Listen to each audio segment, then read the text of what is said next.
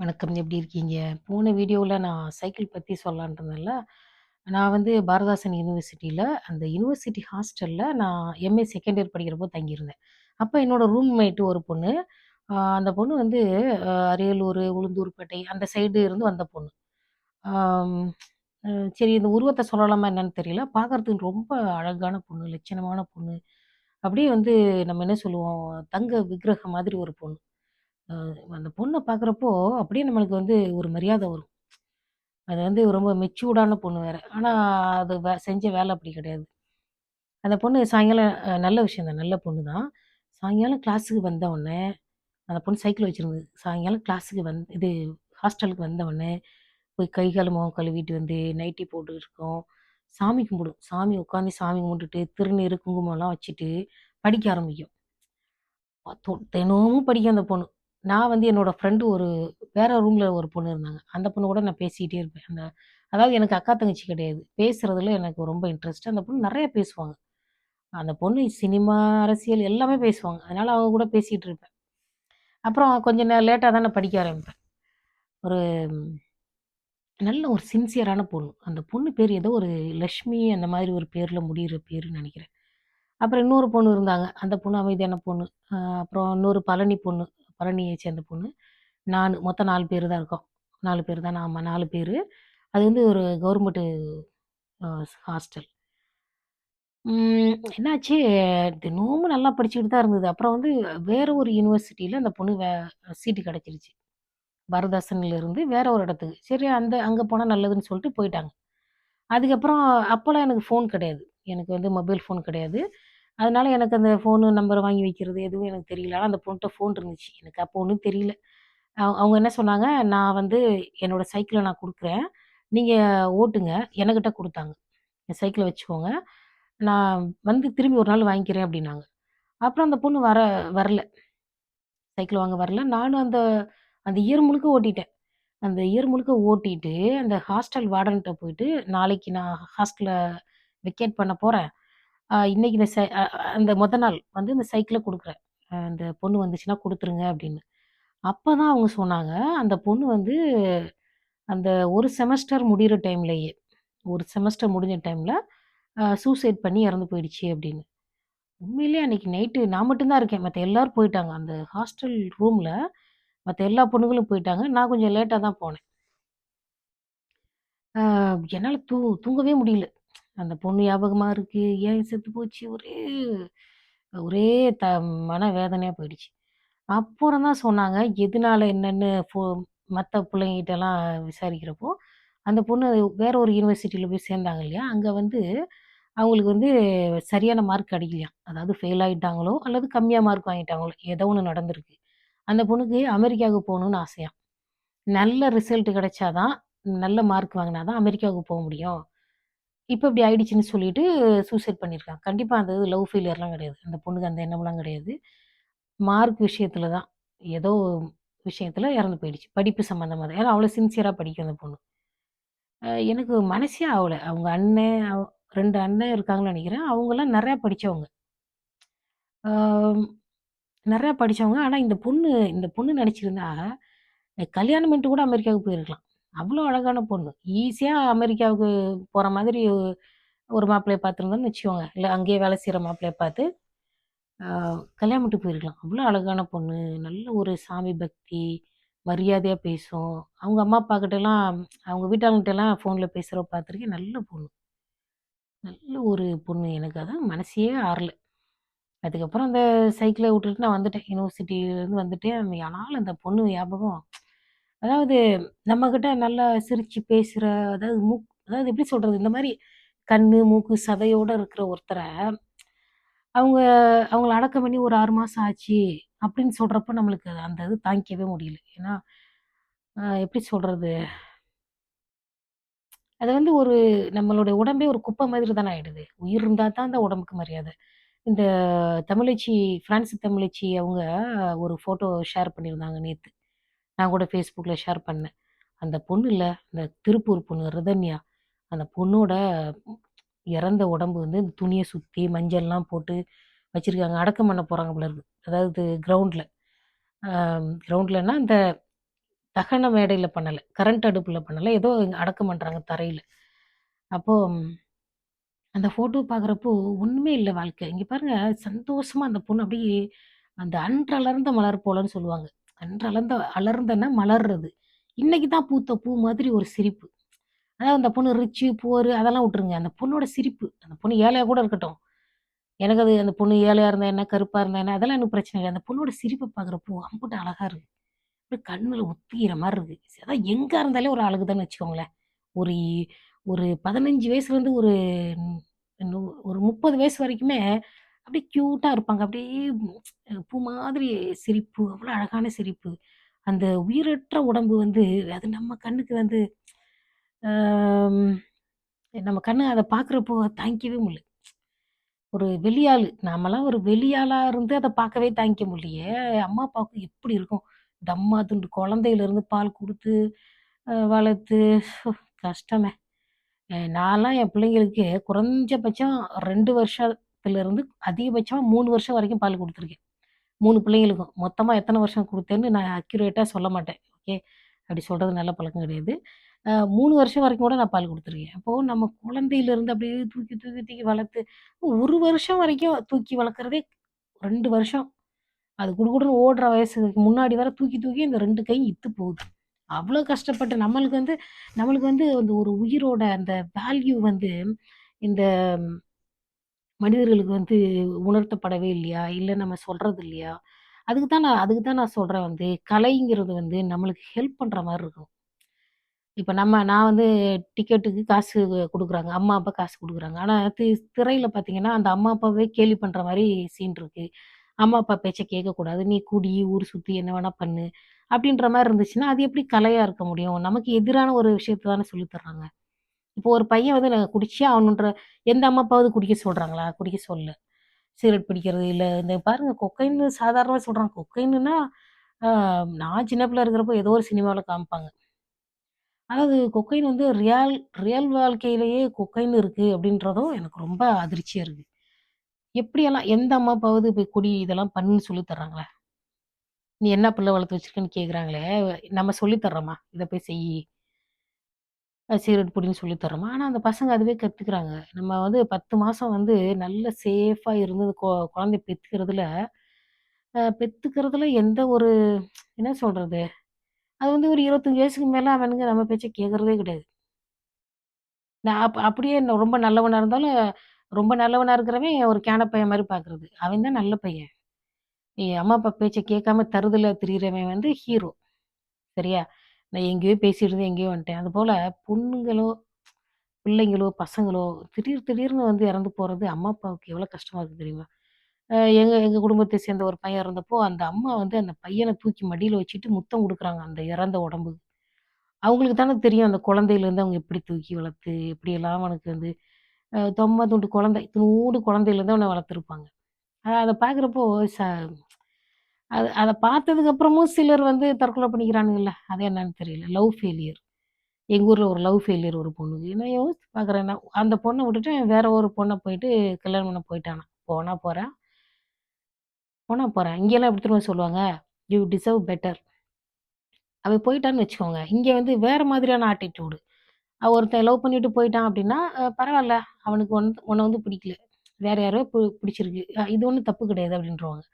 நம்ம ஊர்ல வந்து நெறைய சினிமா பாட்டு கேட்டு, கேட்டு நம்ம ஏதோ பெரிய ரேஞ்சுக்கு கற்பனை பண்ணிக்கிறோம். அதனால தான் நம்மளால லவ் ஃபெயிலியரா தாங்க முடிய மாட்டேங்குது. அவன் போயிட்டான்னா, அந்த பொண்ணு என்ன பண்ணிட்டாங்க, தற்கொலை பண்ணிட்டாங்க. அது ஒரு பொண்ணு இல்ல, பக்கத்துல ஊர்ல எல்லா இடத்துலயும் தற்கொலை பண்ணிக்கிறாங்க. நான் 1ஆம் கிளாஸ், 2ஆம் கிளாஸ் படிக்கிற வயசுல, ஸ்கூல் முடிஞ்சு வீட்டுக்கு போறோம். நான் படிச்ச ஊர்லயே. அ நான் படிச்ச அந்த ஸ்கூல் இருக்க ஊர்லயே ஒரு தாத்தா, அந்த வீட்டு திண்ணையில படுக்க வச்சிருக்காங்க. வீட்டுக்கு திண்ணையில. அதனால தான் எனக்கு தெரிஞ்சது. ஸ்கூல் பிள்ளைங்கலாம் போய் நிக்கிறோம். அந்த தாத்தாவுக்கு பால் ஊத்துறாங்க. இந்த தொண்டையில கறக் கறக்குன்னு இறங்குது. அதாவது ஒரு கடைசி நிமிஷம். பால் ஊத்துறாங்க. அப்புறம் சொல்ட்டாங்க, "சின்ன பிள்ளைங்கலாம் பார்க்க வேணாம் போங்க" அப்படின்ட்டாங்க. நாங்க போயிட்டோம். அதுக்கு அடுத்து கொஞ்சம் தூரம் போறோம். ஒரு 5 நிமிஷம் நடந்து போறோம். பக்கத்து ஊரு. அது வந்து ஒரு கிறிஸ்டின் ஊரு. அந்த ஊர்ல பார்த்தீங்கன்னா, ஏதோ குடும்ப பிரச்சனைக்கால ஒருத்தன் விஷத்த குடிச்சிட்டு செத்து போயிட்டான். என்ன ஒரு கஷ்டம். அவனுக்கு ஒரு 30, 30 பிளஸ் தான் இருக்கும். 5 வயசுலயே இருக்கிறப்போ, நம்ம எத்தன விஷயங்கள பார்க்க வேண்டியது. ஒரு தாத்தா வயசான காலத்துல இழுத்துக்கிட்டு கிடக்குறாரு, சாவ மாட்டேன்னு சொல்லிட்டு.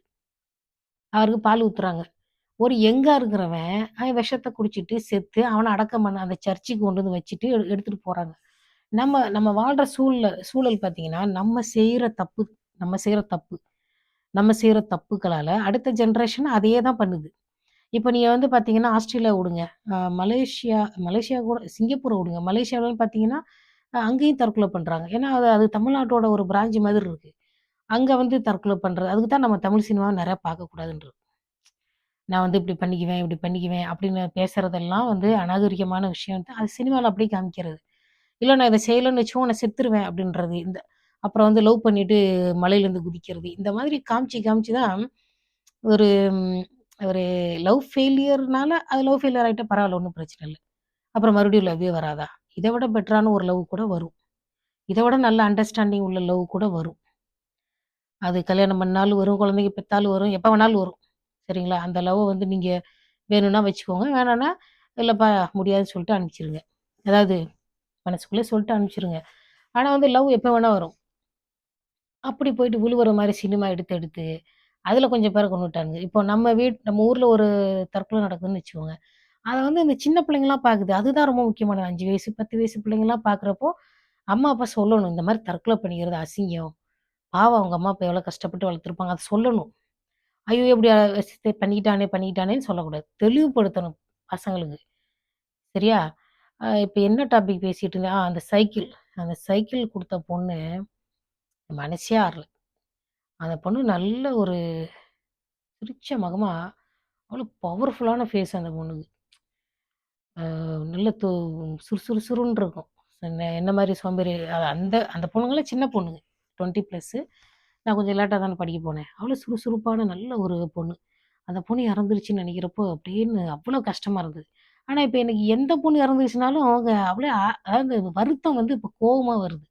என்ன இந்த இந்த பிள்ளைங்க மண்டையில என்னதான் இருக்கு? என்னதான் இருக்கு? இப்ப என்கிட்டலாம் ஒரு காசே கிடையாது.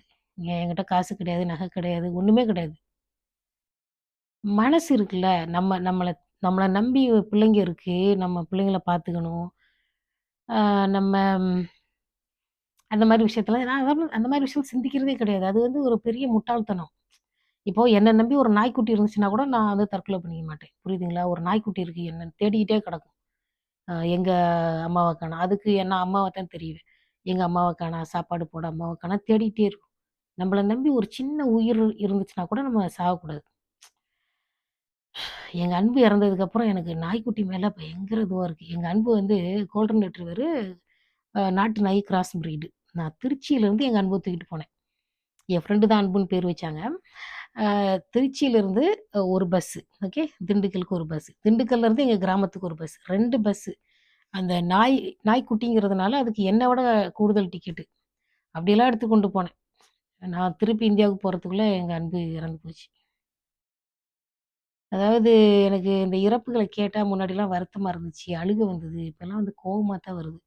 இந்த முட்டா பயலுகளோடலாம் எதுக்கு தான் அதாவது அந்த மாரி செய்திலாம் பாலிமர் நியூஸோ இல்ல ஏதாவது ஒரு தமிழ் நியூஸே கேட்காம இருந்தாலும், என்னமோ ஒரு வேறு உலகத்துக்கு வந்துட்ட மாரி இருக்கு. கேட்டாலும் மனசு கஷ்டமா இருக்கு. கேட்டுட்டு பேசாம இருக்க முடியல. "இப்படி ஏன் பண்றீங்க?" அப்படின்னு பேசாம இருக்க முடியல. உங்கள திட்டாம இருக்க முடியல.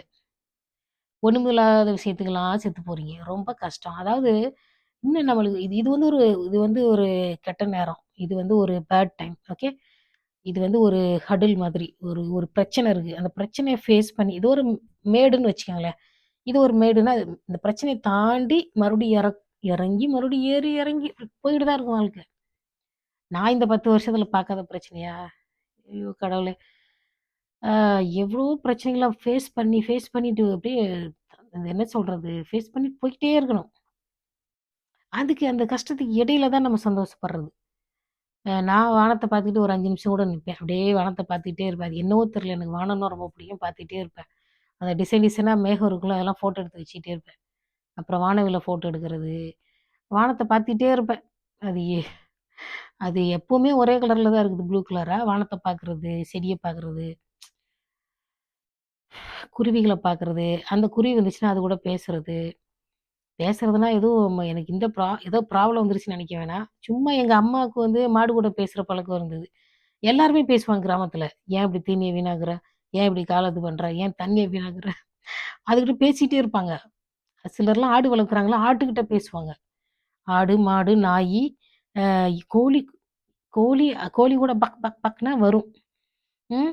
சூன்னு ஒரு சவுண்ட் குடுத்தோம்னா, பருந்து வருதுன்னு சவுண்ட் குடுத்தா ஓடிரும். அப்போ எல்லாத்துக்கிட்டயும் கிராமத்துலலாம் பேசுவாங்க. சரியா? அப்போ வந்து எனக்கு பேசுறதுக்கு இந்த நாய்க்குட்டி, பூனைக்குட்டி எதுவும் இல்லையா? பூனை மட்டும் வாங்கக்கூடாது. அதுக்கு ஒரு எக்ஸ்பீரியன்ஸ் உண்டு. இன்னொரு நாளைக்கு சொல்றேன். ஆ நாய்னா பேசலாம். இப்போ ஆஸ்திரேலியாவுல இருக்கிற மக்கள் வந்து ஏன் நாய், பூனைலாம் வாங்குறாங்க தெரியுமா? அவங்களுக்கு பிள்ளைங்க வளர்த்துருப்பாங்க. ஒரு 2, 3 பிள்ளைங்க, 4 பிள்ளைங்க கூட இருக்கு. அவங்க எல்லாத்துக்கும் கல்யாணம் பண்ணி அப்படியே செட்டில் ஆனதுக்கப்புறம் அவங்க தனியா இருக்காங்க. கணவன், மனைவி 2 பேரும். சிலர் ஒரே ஆள் கூட தனியா இருப்பாங்க. அவங்களுக்கு வந்து பேச்சு துணைக்கு யாரும் இல்ல. அப்போ வந்து நாய வளர்த்துக்கிட்டு, அதுக்காகவே கடைக்கு போவாங்க. அதுக்கு போயிட்டு சாப்பாடு வாங்குறது, டின்னு சாப்பாடு. அதுக்கு வாங்கிட்டு வந்து சமைக்கிறது. அதாவது 2 பேரு, 3 பேர் இருக்கிற மாதிரி ஒரு ஃபீல் அவங்களுக்கு. அதாவது அந்த பிள்ளைங்களுடைய இடத்த நெறைக்க வந்த ஒரு குட்டி பிள்ளை. அதுக்கு வந்து குளிக்க வைக்கிறது. அப்புறம் வந்து அந்த ஹேர் கட் பண்றதெல்லாம் ஆளுங்கள கூப்பிட்டா கூட வீட்லயே வந்து பண்ணி குடுப்பாங்க. அப்ப வந்து அது கூட பேசுறது. "ஏன் இப்படி பண்ற? வாக்கிங் போலாமா? You you are a good girl." அதுக்கு கேர்ளு, பாய்ன்னு பேசுறது. அதுக்கு பேர் வச்சுக்கிறது. நான் ஒரு நாள் போனேன். ஒருத்தவங்களுக்கு சைன் வாங்க போனேன். இந்த ஒரு சைனு. அவங்க வீட்டுக்கு போனப்போ ஒரு நாயி, 2 பூனை இருந்தது. அவங்க சொல்றாங்க, "நீங்க புதுசா வந்ததுனால கிட்டத்துல வரமாட்டேங்குது. அவங்க 2 பேரும் ரொம்ப நாட்டி." அப்படி இப்படின்னு அவங்க சொல்லிட்டு இருக்காங்க. அவங்க தனியா தான் இருக்காங்க வயசானவங்க. அம் அந்த அளவுக்கு அவங்களுக்கு வந்து இந்த பெட் இருந்தா தான் இது கொஞ்சம் பேச்சு துணைக்கு மாரி இருக்கும். அதாவது அவங்க ஆக்டிவா இருக்கிறதுக்கு பெட்டு தேவைப்படுது. கடைக்கு போறது, வர்றது, சமைக்கிறது, அத கிளீன் பண்றது, அதுக வந்து பக்கத்துல உட்காந்துக்கிறது. அது வந்து சந்தோஷமா இருக்கு.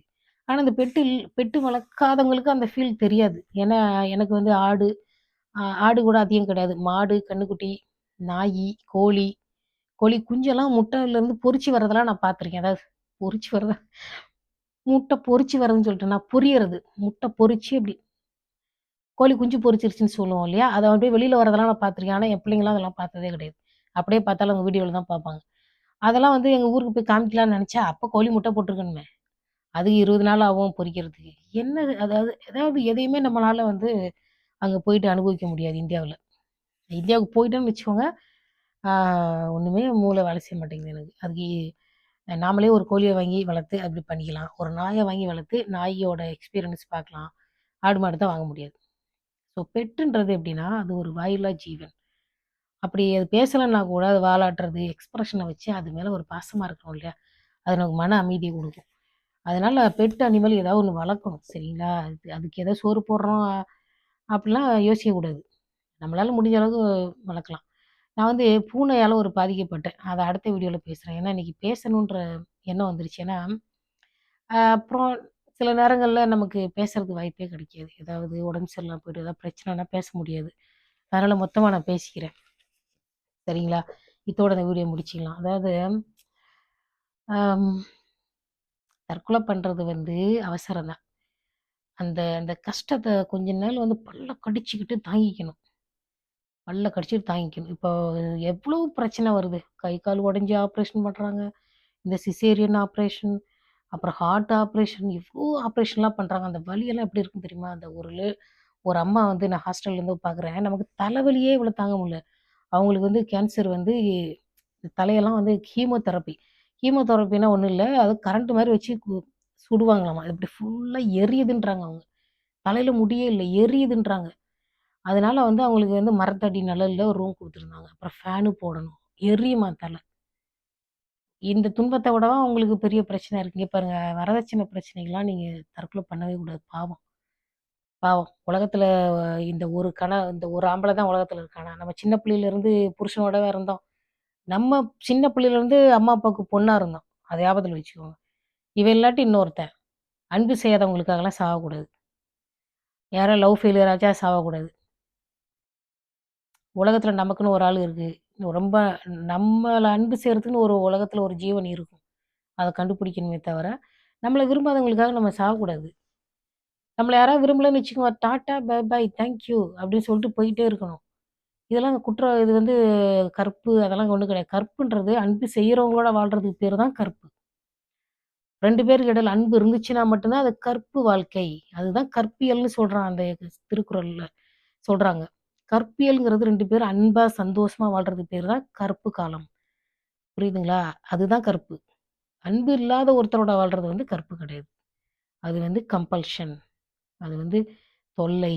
அது வந்து ஒரு ட்ராப் மாட்டிக்கிட்டு இருக்கிறது. சரியா? இதோட இந்த வீடியோ முடிச்சுக்கலாம். அடுத்து நான் வந்து இந்த பூனைக்குட்டி இன்சிடென்ட்ட சொல்றேன். ஐயோ! நான் ரொம்ப கஷ்டப்பட்டேன் பூனையால. அதனால நான் பூனை வளர்க்க மாட்டேன். சரியா? நன்றி, வணக்கம். Thank you.